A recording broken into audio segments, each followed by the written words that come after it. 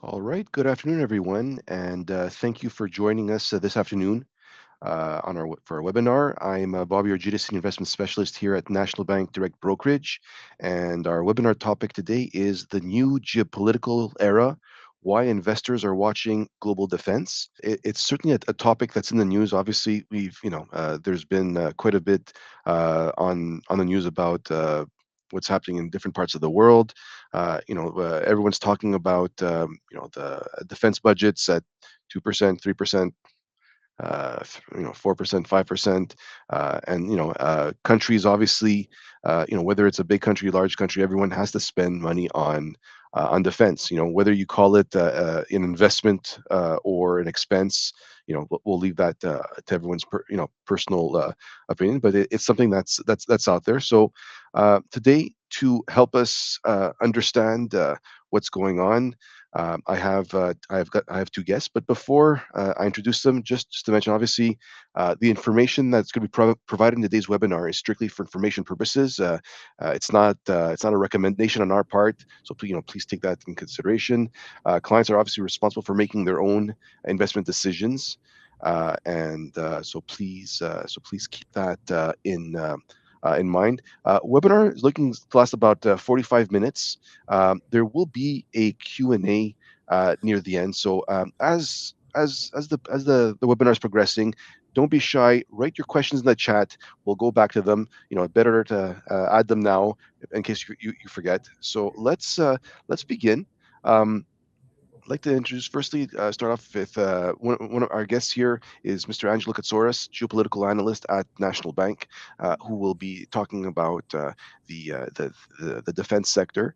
And I also have with me, it's on a different page, but Mr. Brian with me from Global X, who will take the call in just a few moments to talk. So Brian, I say go ahead. I'll let you begin. Yeah, sounds great. Thank you so much, Bobby, for the introduction. Very happy to be here and to represent Global X ETFs for the webinar, and very happy to be joined by Angelo Katsouras, definitely an expert in this area. I will be the speaker today, kind of helping to guide the discussion a little bit, and we'll get into some discussion with Angelo on a few questions that relate to defense and spending on defense recently. Just wanted to start off with this slide here. So just to get us started, a nice map that shows the number of conflicts happening across the globe. So 5 out of 7 continents right now have at least one conflict going on. And this can be anywhere from a hot war, which is kind of direct combat, a cold war, which is more indirect, think North and South Korea potentially, as well as civil wars, conflicts happening within certain countries. So lots of different types of conflicts going on, and a lot of things happening around the world to keep track of. On the next slide, you can see the growth in the number of conflicts over the years. So you can see from about 2010 onwards, a real escalation in conflict around the world, which is, concerning.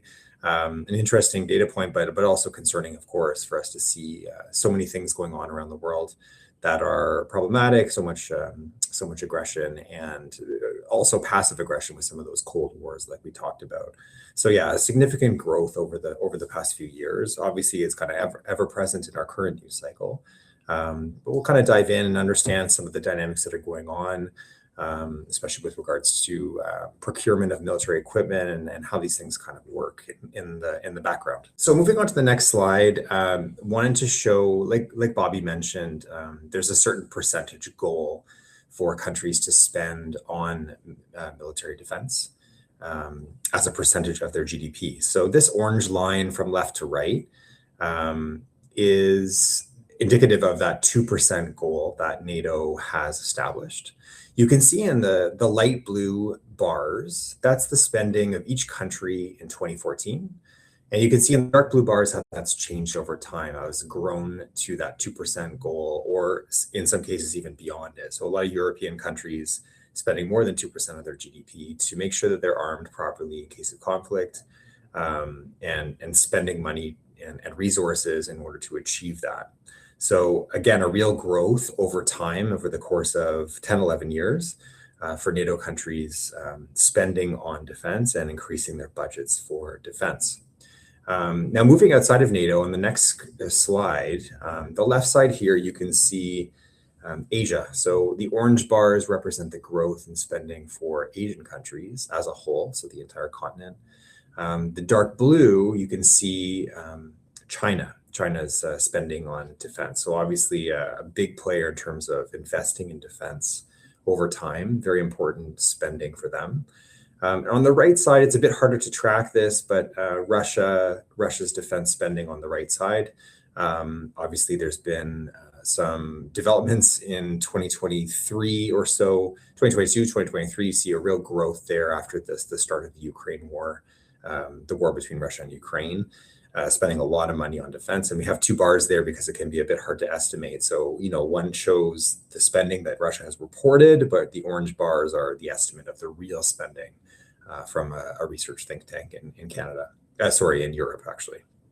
So, there's a real trend across the globe, not just in Canada, but especially in Europe, Asia, Russia, a real trend towards moving, spending more money on defense, which has come into the headlines quite often recently. I wanted to stop here just for a second to ask Angelo a question, just to kind of get us started with our Q&A. So with this question, Angelo, of spending, what happens when there's some sort of ceasefire? So, how long-term is this spending trend going forward in terms of government spending money on defense? How do you think we should look at that? Well, even if peace arrives, for example, in Ukraine, which we all hope for this, it's important to take into note, even if peace occurred the day, in one day from now, the tension between much of Europe and Russia would remain for many, many years. Many countries would continue to rearm because they'd be worried about an outbreak of another conflict in the region. The border would be the border between much of Europe and Russia, which is thousands of kilometers long, would be militarized. I think it's in the process of being militarized with drones, tanks, warplanes, etc. And it's it's going to be a very tension-filled border, even with a peace deal between Ukraine and Russia lasting, being long lasting.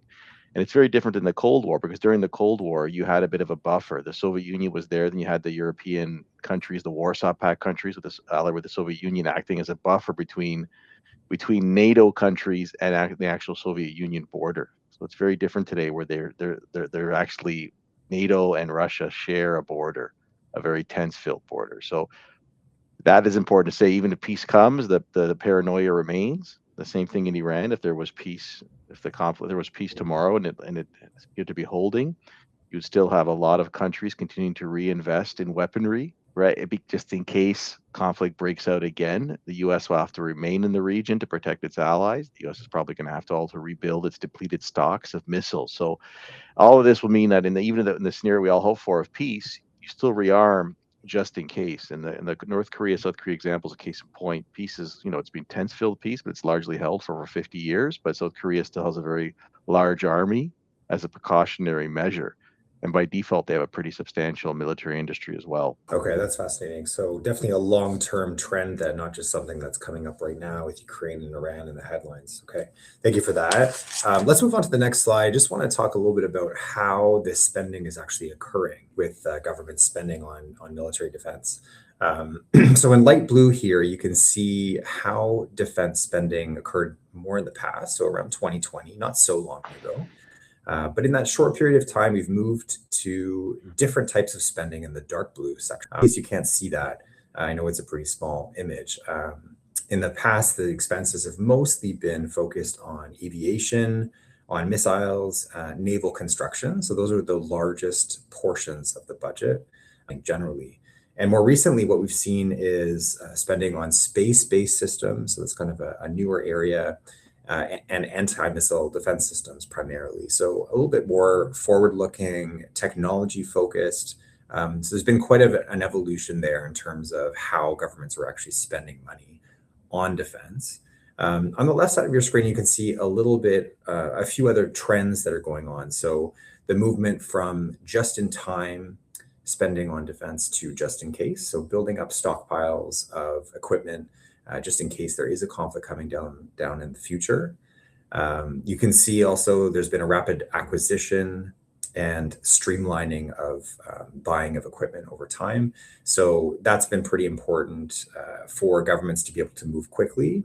We're going to in a moment with regards to Canada. The third point there, sovereign supply chain development. So we've seen a lot of protectionism coming up and countries looking to establish supply chains within their borders so that they don't have to rely on other countries to provide the parts that they need to develop equipment in the military space. And finally here, really a focus on technology-driven military spending. So autonomous systems, you think of drones, AI, space, spending on space, like I mentioned, cybersecurity has become more and more important, and hypersonic missiles as well. So really a focus on advanced technology as it relates to military spending. Yeah, so we just wanted to show kind of how spending has evolved over time. I'm going to pass it back to Angelo to talk a little bit about the next two slides with regards to Canada's spending and also the supply chain changes that are coming to Canada. Okay. As you can see from this chart here, Canada's gone from being a laggard in defense spending to now, promising a lot more defense spending over the next several decades. And the challenge for Canada will be that to build up this industry and avoid some of the historical challenges Canada and every other country has had. And that's cost overruns, that's delays, right? And that's going to be the big challenge. So they're facing. So if you go to the next slide here, I'll just give you an example of what every country, including Canada, is facing. So historically, what kind of happened with Canada and other countries is that you order a major defense system and then it's divided up among departments, right? So one department looks at it, technical requirements. The other one looks at how much economic impact you're getting, and then sometimes halfway through the project they say, "Oh, we got to change it." And so this has contributed to massive cost overruns. Canada's taken a bit of a step where they're trying to centralize this production within approval within one division. It's a good step, and now time will tell if it's successful. But that's going to be the challenge, right? In building up your industrial capacity, something you haven't done for a while in Canada. So that's a challenge, not just for Canada, it's a challenge for every country. And I think sometimes I look, from a geopolitical perspective and invest perspective, looking at which countries succeed in building up their capacity while minimizing cost overruns and delays, right? Who's going to be the most successful? Will it be Canada? Will it be South Korea, which has done pretty well? Will it be Europe? So we'll see. And that's going to be part of what I look at as a geopolitical analyst as well. Okay, fantastic. Thanks so much, Angelo, for that. Lots of innovation happening right here at home, which is interesting. Let's talk through a few questions that I have for you. So let's start off with just some of the political challenges that the West faces in scaling weapons production. Can you talk a bit about that? Well, look, I'll start during. I'll go back to the end of the Cold War. When the Cold War ended, there was this view that peace was the new normal, and that the idea of major powers, let alone medium-sized powers, directly fighting for many years was going to be a very, very minimal risks. And so there was a lot of companies, for example, using the U.S. as an example, that were told, look, there's not going to be much business for you. So they merged from 15 to 20. There's 15 to 20 players to like 5. They focused more on very sophisticated, high cost, low volume production weapons.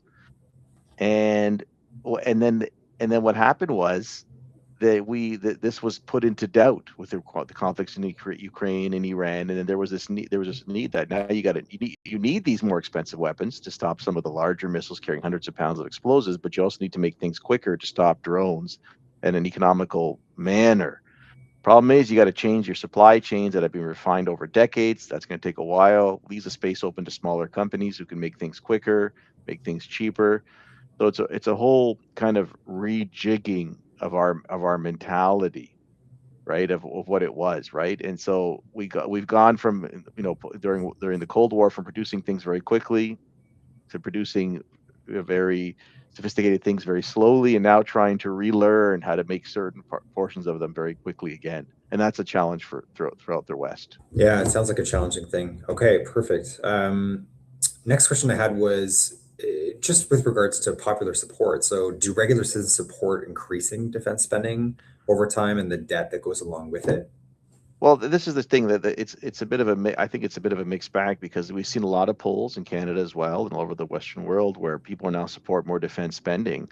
But there's been a lot of polls, particularly for Europe, and when you ask them, are you in favor of cutting social programs for more defense spending, the majority say no. And so that's why you're seeing countries that can borrow, like Germany, the United States, they're going the borrowing route to increase defense spending, and they think it's strategic and that it's important if they have no choice. And that, I think, will be the solution for a lot of countries for the first year or second year, right? But eventually there'll be some sacrifices, and I guess that type of term called guns versus butter. Do you spend it on more on guns or more on social programs, right? And so that'll be where the conversation becomes, with the population to explain the importance of it.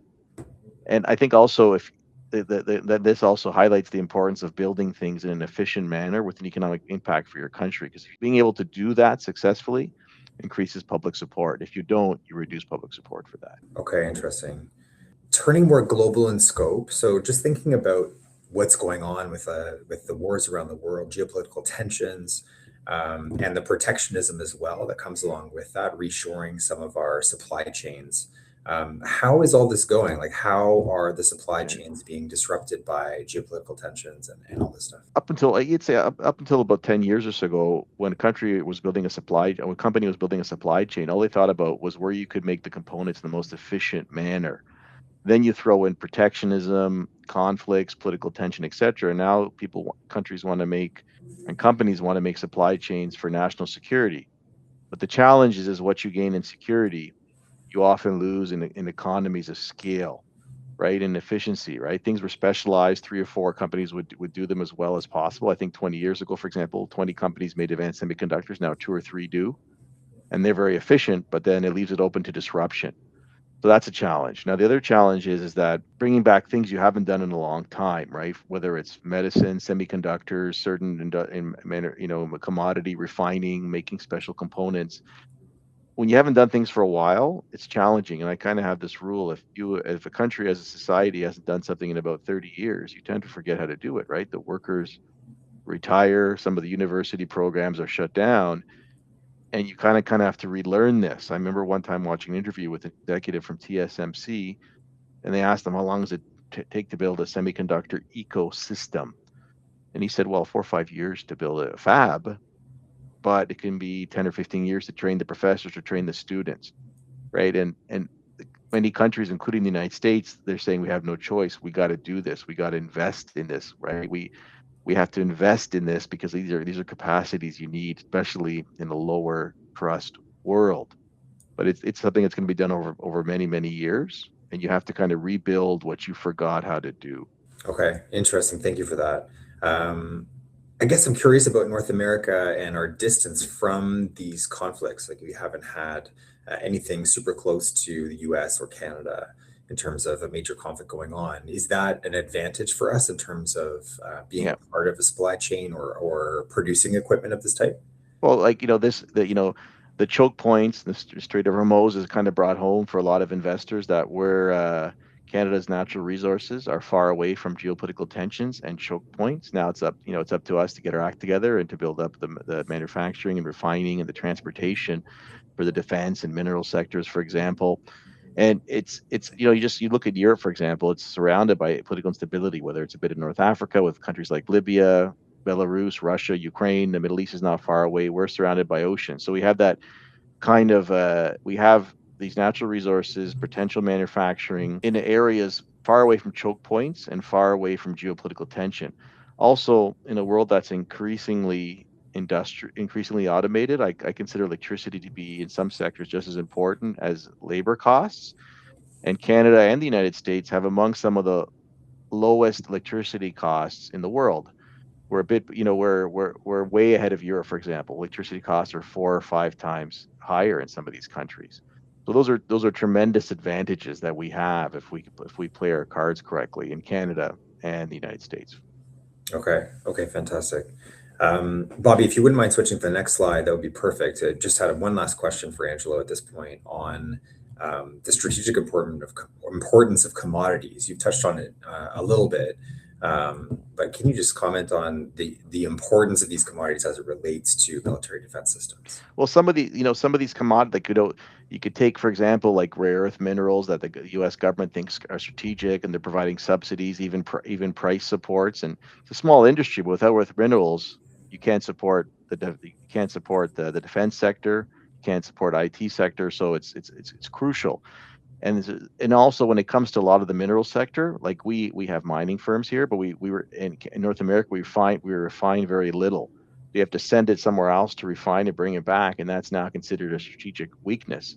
Now we can refine these things in a more environmentally friendly manner within North America, albeit at a higher price in some regions with less regulations.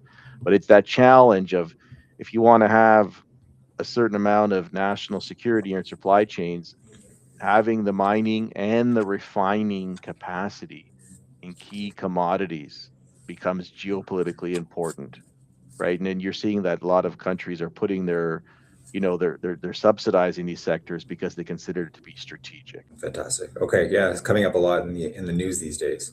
But thank you for your comments on that. I think we're going to keep going with a few slides that focus on how to get exposure, how to invest in some of these ideas that we've been talking about.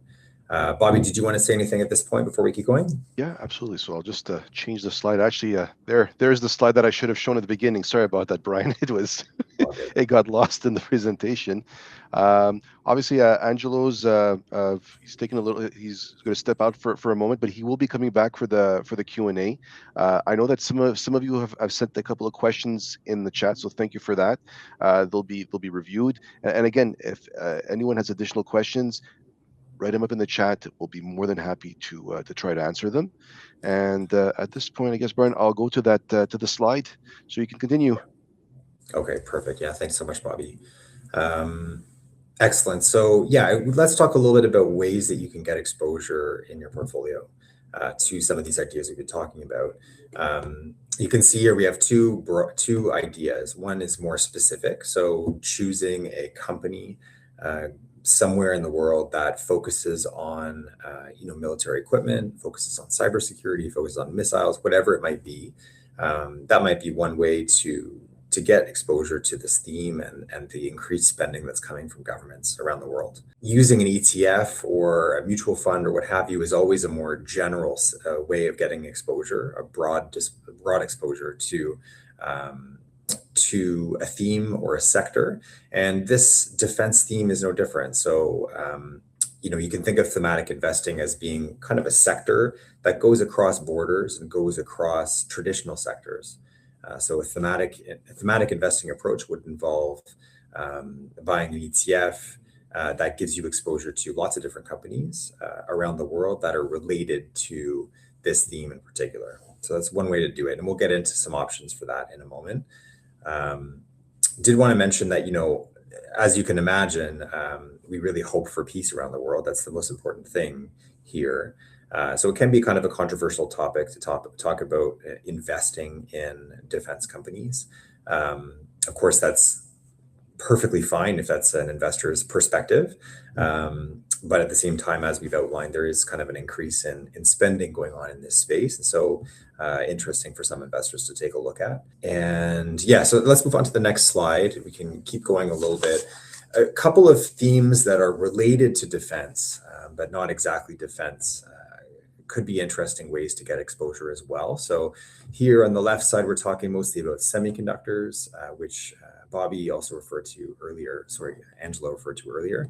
And on the right side, we're looking at AI and AI's inclusion in defense budgets for the US in particular. So on the right side there, you could see that the spending going towards AI from the US Defense Department has increased significantly since 2021, and we imagine it will keep going since that's an important part of defense and the advancement of the technology involved in defense.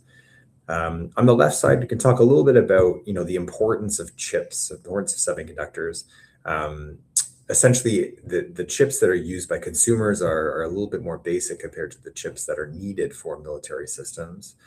So I'm not an expert in this space, but a couple of specific chips that are important are radiation hardened processors, secure crypto chips, and AI edge semiconductors as well.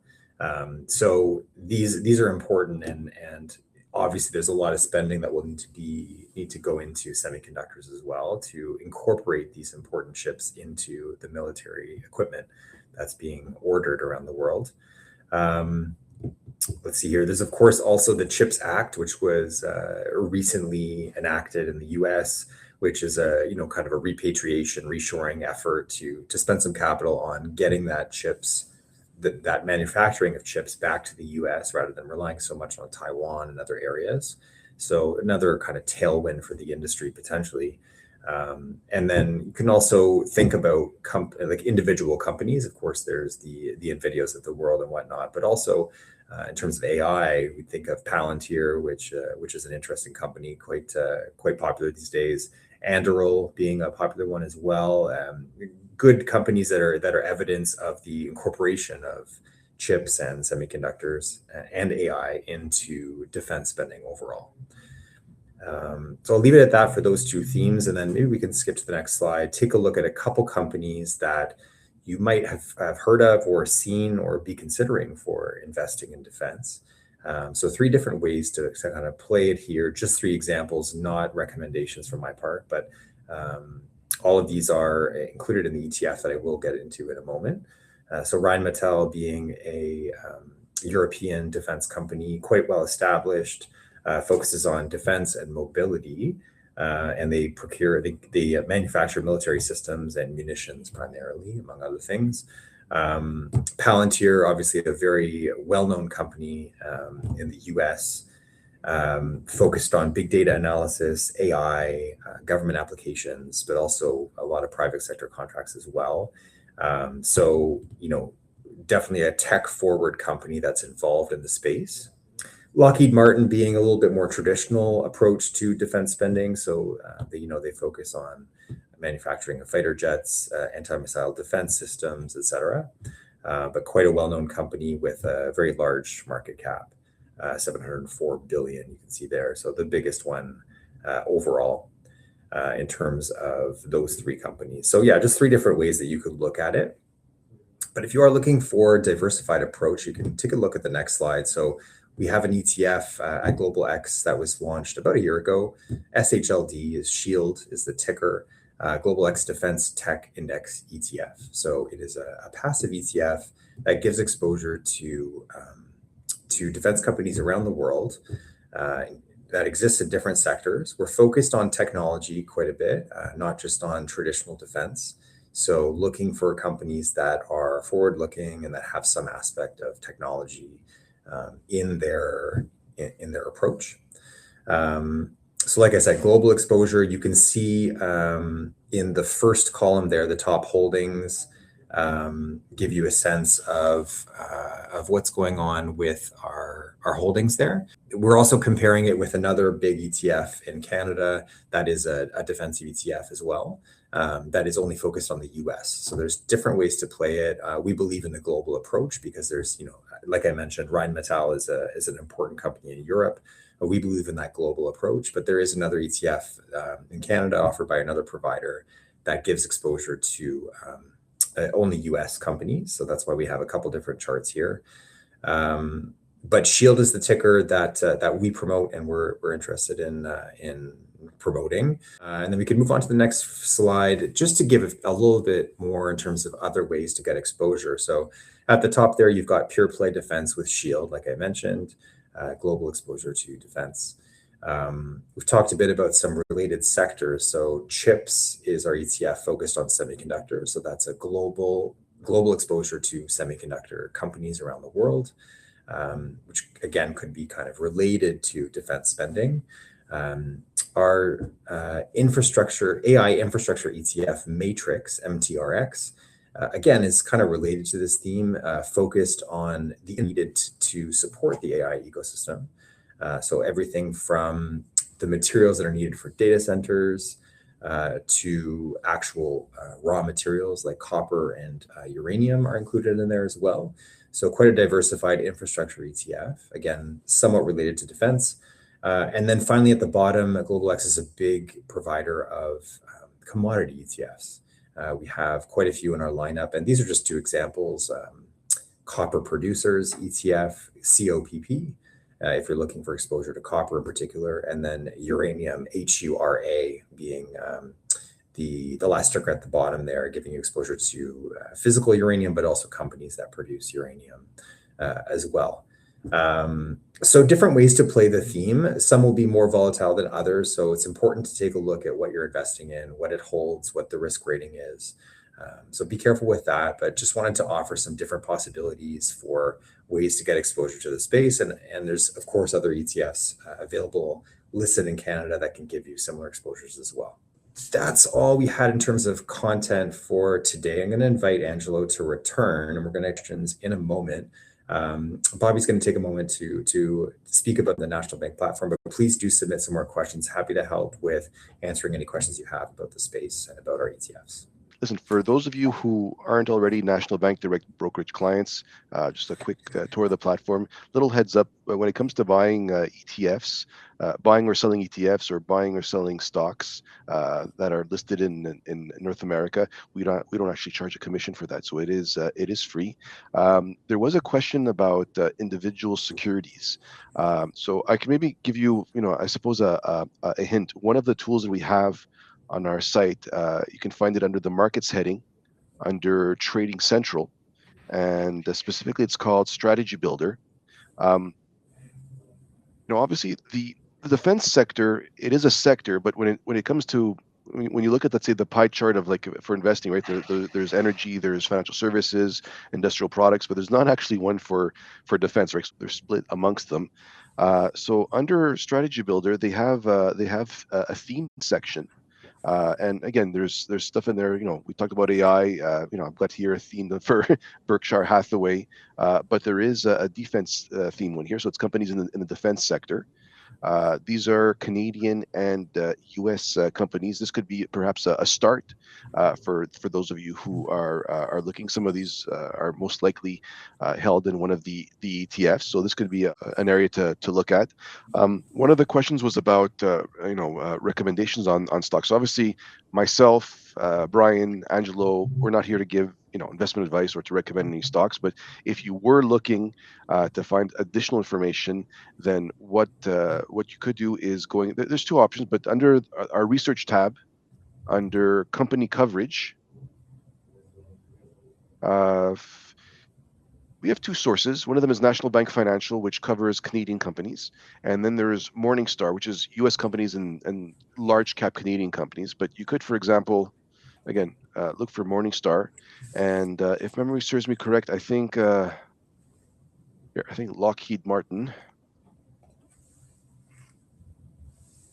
There you go. So they do have a research report. They have a 4 out of 5 stars, and you can have the research report to consult. So there's ways of getting research on North American defense companies. And for just in case, for those of you who are looking to buy individual securities, obviously you can buy them this way. For European securities, what you can do is there is a product. It's called ADRs, American Depository Receipts.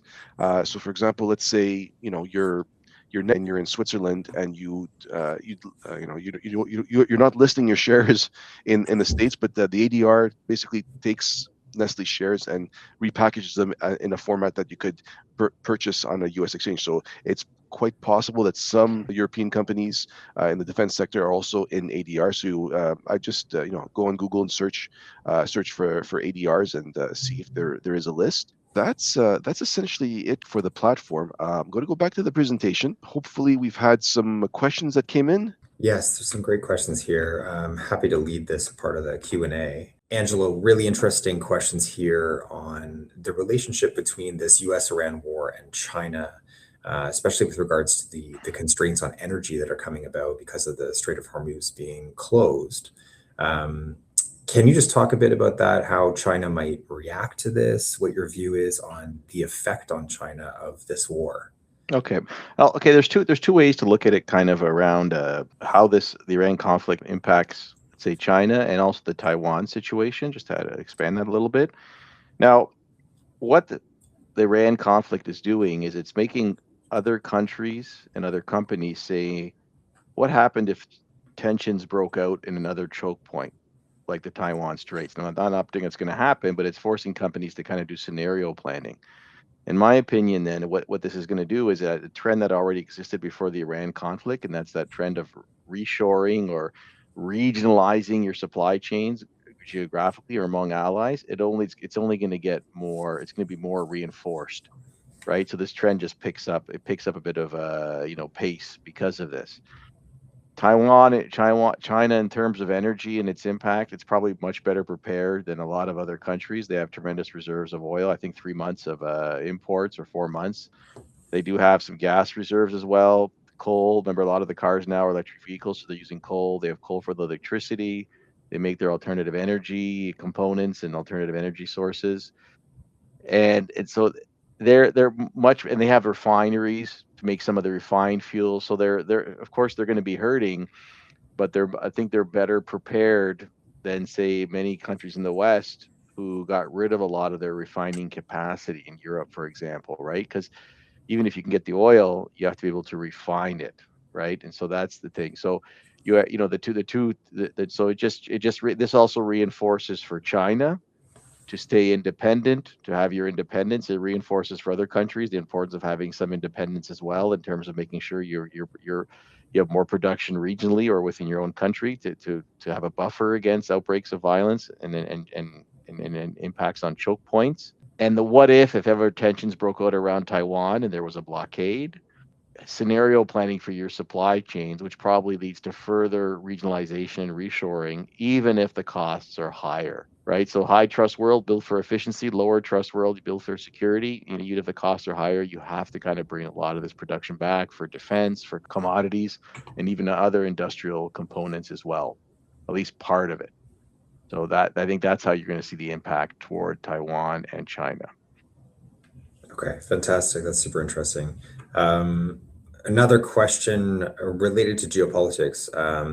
Could you comment on the reluctance of European countries to get involved in Iran, and maybe the ramifications for NATO given these developments recently? Look, it started, I guess, if you're looking at it from Europe's perspective, first it was the tariff surprises, and then it was the conflict in Iran without any warning, right? Trump said you had to get them by surprise. I couldn't give you a warning, and so a lot of this has led stresses within NATO, and then some U.S. planes weren't allowed to land for refueling in certain countries.